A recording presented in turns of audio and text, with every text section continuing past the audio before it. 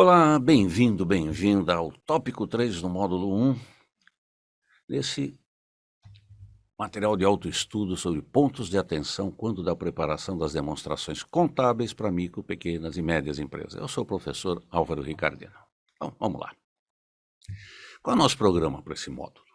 Estoque e despesas antecipadas. Vamos falar de estoques.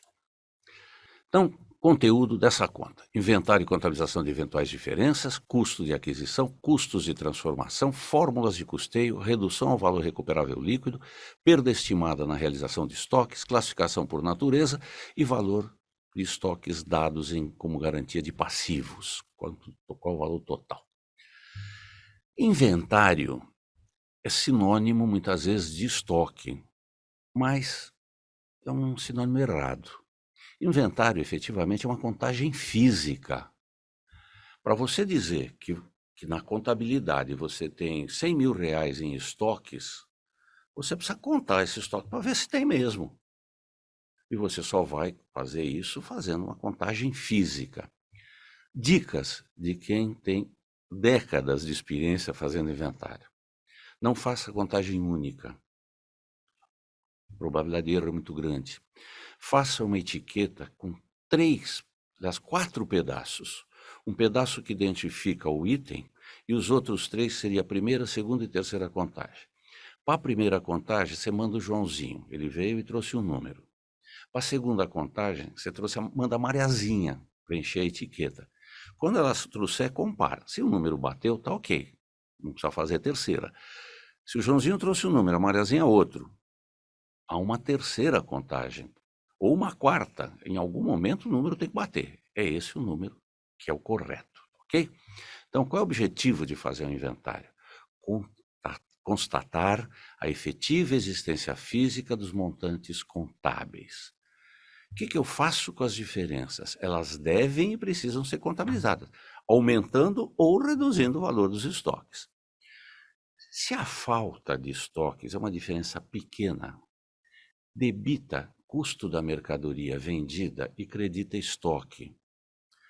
Provavelmente foi uma venda não registrada, ok? Uma ou duas, não é significativo. Diminui o custo da mercadoria vendida, faltando. E se essa diferença for grande, aí você debita outras receitas e despesas, e aí credita o estoque. Esse ajuste tem efeitos fiscais. Muito bem. Verifique com o setor contábil, com o setor fiscal da tua empresa, o que fazer em relação ao fisco, tudo direitinho, tá? E por que ajustem outras receitas e despesas?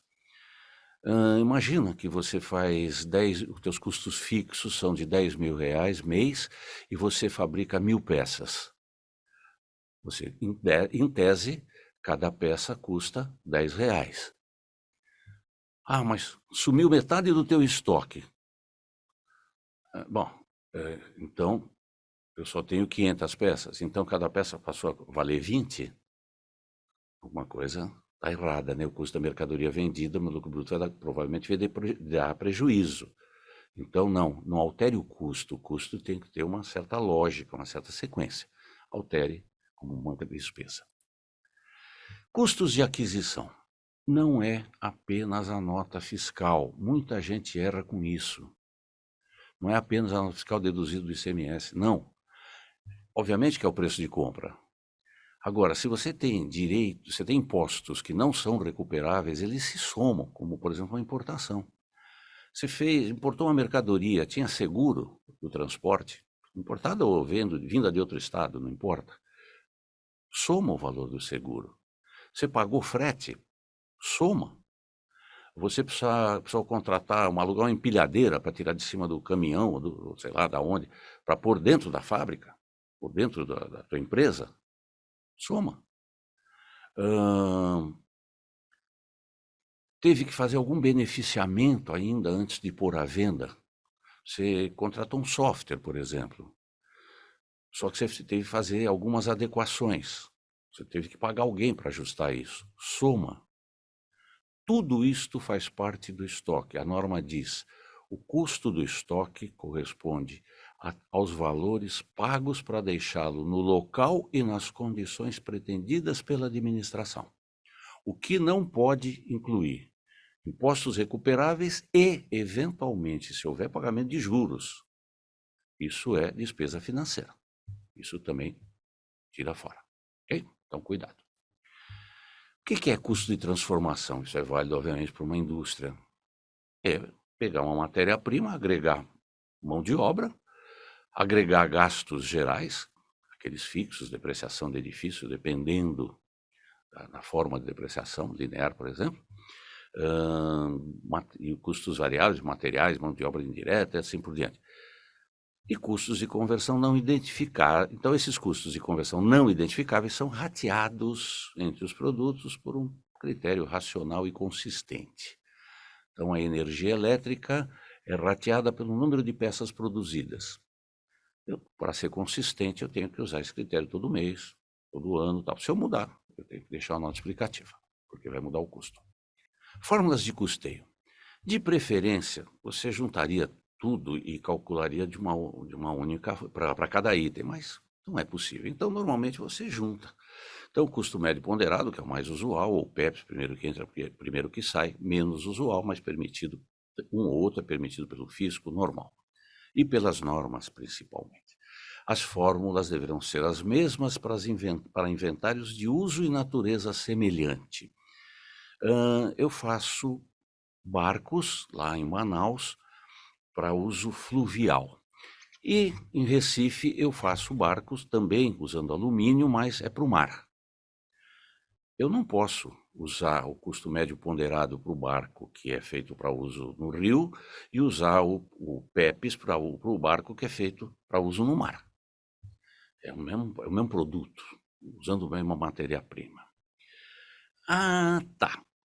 E se eu tenho uma fábrica de barco fluvial e barco... aliás, fábrica de barco fluvial em Manaus e outra de barco fluvial em Tocantins. Eu posso mudar? Não. Geograficamente não justifica. Então, continua sendo o mesmo. Se eu faço barco e também faço calha de chuva, ambos usam alumínio, aí você pode. E não importa, a localização geográfica não entra na história. São produtos diferentes com a mesma matéria-prima, mas segmentos completamente diferentes, ok? Redução ao valor recuperável líquido. Eles não devem ser apresentados nas demonstrações por um valor superior àquele que a empresa consegue recuperar, usando ou vendendo. No caso aqui de estoque, vendendo, né? Ela não usa o estoque normalmente. Então, qual é o valor que eu consigo recuperar? Eu tenho que calcular isso deduzindo despesas para vender, como comissão para vendedor. A gente já vai dar um exemplo. Então, eu tenho itens que são danificados, eu tenho itens que são obsoletos, eu tenho itens que perderam valor no preço de venda por alguma razão. Por exemplo, eu fabrico DVD. Hoje quase ninguém mais usa DVD, tudo que você precisa é streaming, né? Então, mas eu ainda tenho estoque disso. Então, se eu quiser vender, eu vou ter que baixar valor. Não tenho alternativa. Eu vendo moda, e moda é uma coisa que se torna obsoleta muito rapidamente. Então, eu vou fazer uma liquidação para tentar despachar tudo aquilo. Eu tenho que reduzir o valor na venda, não é só o valor de venda, o valor contábil, é o quanto eu consigo recuperar. A gente já vai dar um exemplo. Então, o que é reduzir ao valor recuperável líquido? E isso é importante. É reduzir a uma base comprovável daquele valor que você estima obter quando da realização. E realizar é o mesmo que vender, trocar, emprestar, alugar ou doar. Realizar significa se desfazer do bem, do ativo. Exemplo, as lojas Litoral Mineiro, não sei se vocês conhecem o Litoral Mineiro, muito bonito, possuem em estoque alguns aparelhos de TV em preto e branco, adquiridos em 1970, ao custo unitário de R$100. Naquela época, em 1970, eles pagaram R$100. Hoje, alguns poucos comerciantes o vendem a R$ 50. É uma base comprovável. Como é que ele chegou em R$ 50? Ele entrou no Google e escreveu lá, aparelho de TV, sempre, modelo tal, tarará, tá, tá, tá, e achou que aqui em São Paulo, na rua Santa Efigênia, tem duas ou três lojas que ainda tem alguns para vender e tal, e ele descobriu que os caras estão vendendo a 50. Bom, se eles vendem a 50 e tem mercado, é porque eu também posso. Só que, para eu vender, eu deixo lá na porta da loja, super liquidação, etc e tal, o meu vendedor recebe 8% de comissão e eu pago ICMS pela venda de 18%. Então, qual é o valor pelo qual eu vou realizar, no caso que eu vou vender, e qual é esse valor líquido que sobra no caixa da empresa? É esse que interessa.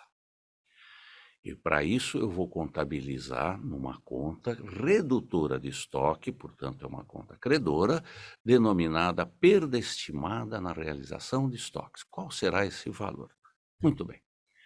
Se o valor de venda à vista, que é um valor comprovável, for 50, e eu vou ter que tirar disso 18% de ICMS, vou ter que tirar 8% da comissão do vendedor, que são R$ 4.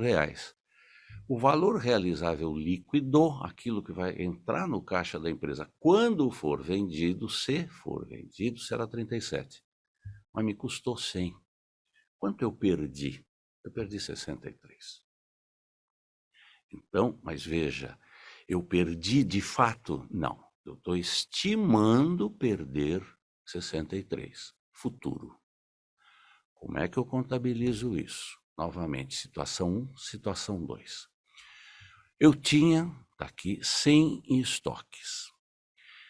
Perda estimada na realização de estoques, 63. É aquele valor que eu achei que ia perder. Contrapartida disso, outras receitas, e obviamente aqui no caso é despesa. Ok? Não vou nunca lançar isso como custo da mercadoria vendida, porque não tem nada a ver com isso. É perda mesmo. É um valor que eu não recupero. Muito bem.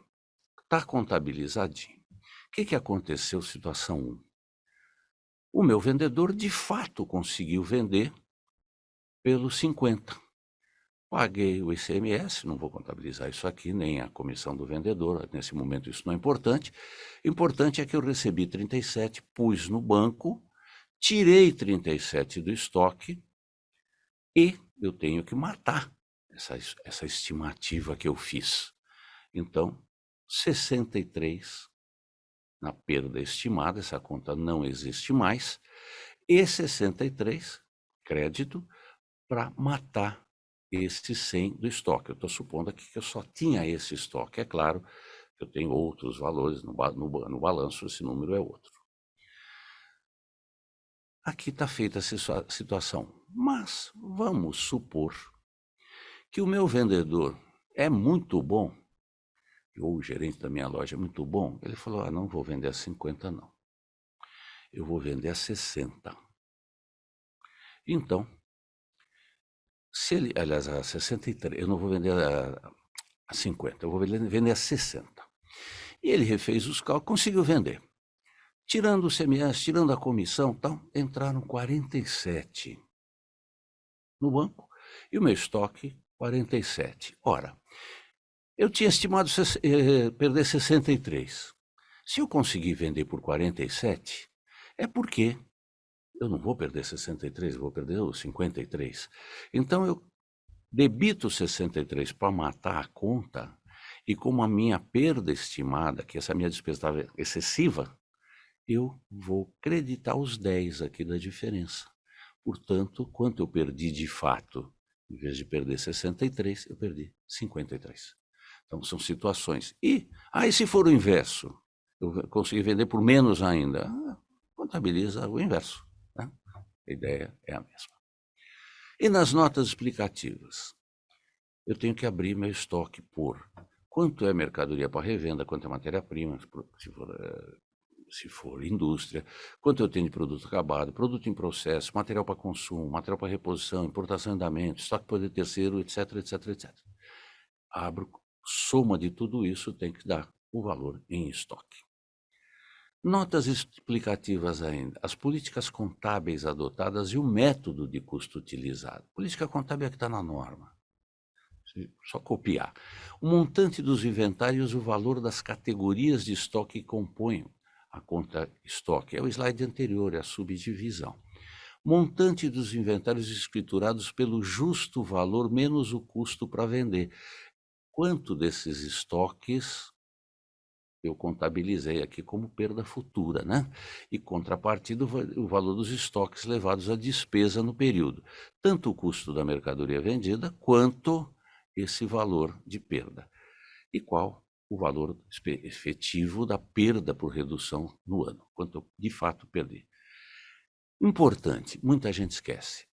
Existe estoque dado em garantia de algum passivo e algum empréstimo, por exemplo? Se tem, diga junto aqui banco, qual é o valor do empréstimo, etc., ou remeta para a nota explicativa, se a nota explicativa da conta banco, perdão, da conta empréstimo for a mesma. Então, quanto é o total de estoque dado em garantia? E agora vamos falar de despesas antecipadas. Não é uma norma específica. O que rege isso é o regime de competência. Eu sei que eu não posso reconhecer numa única vez, como uma despesa lá no resultado, alguma coisa que eu paguei antecipadamente, mas eu não usufruí o benefício ainda. Então, qual é a definição de despesa antecipada? Despesas com itens que serão utilizados por período maior do que o prazo de pagamento já efetuado. Exemplo, assinatura de jornal e revista, apólice de seguro, licenciamento de veículo, no caso de uma frota, né? Não vai fazer isso para um veículo só. Imposto territorial urbano, você paga em até 3 vezes, mas vale por um ano e tal. Contabilização. Histórico. A Companhia Litoral Mineiro contratou por 12 mil uma apólice de seguro que protege sua loja contra roubo e incêndio. A cobertura é de um ano e o pagamento foi efetuado à vista. Esse pagamento, embora seja uma despesa, não pode ser contabilizado integralmente como despesa. Como fazer? Tirei do banco 12, lá no ativo despesa antecipada. A cada mês que eu estou usufruindo desse benefício da cobertura, 1.000 como despesa. É uma despesa administrativa, uma despesa comercial, é de custo. Nesse caso aqui, como é da loja, seria de custo, mas aí você que tem que definir. Então, a cada mês, você tirar, você paga, que você usufruir do benefício, você tira da despesa antecipada e leva para DRE. Tem nota explicativa para despesa antecipada? A princípio, não. Normalmente é um valor pequeno. Exceção, é uma transação anormal às operações da entidade e o valor é material, é expressivo. Aí você faz. Senão, não tem por que fazer. E assim a gente encerra mais um item desse módulo. Aguardo você para o nosso próximo tópico. Até lá.